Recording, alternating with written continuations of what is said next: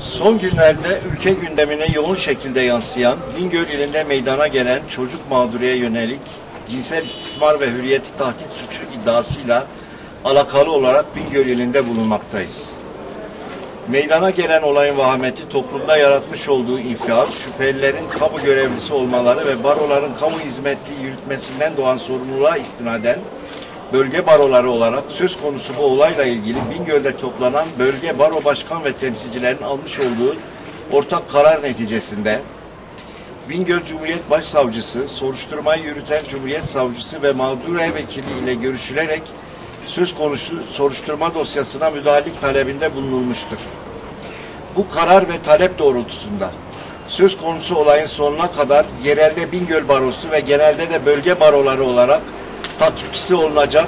mağdur ile ailesine hukuki ve manevi destek sunulacaktır. Soruşturma dosyasında gizlilik kararı alınmış olması nedeniyle şu an için dosya içeriği incelenememiş olup dava açıldığı ve gizlilik kararı kaldırıldığı takdirde gerekli tüm incelemeler ivedi olarak yerine getirilecek ve gerekli adımlar atılarak kamuyu bilgilendirecektir. Katılımcı barolar Bingöl Barosu, Şanlıurfa Barosu, Bitlis Barosu, Şırnak Barosu, Ağrı Barosu, Mardin Barosu, Van Barosu, Muş Barosu, Hakkari Barosu, Siirt Barosu, Kars Barosu,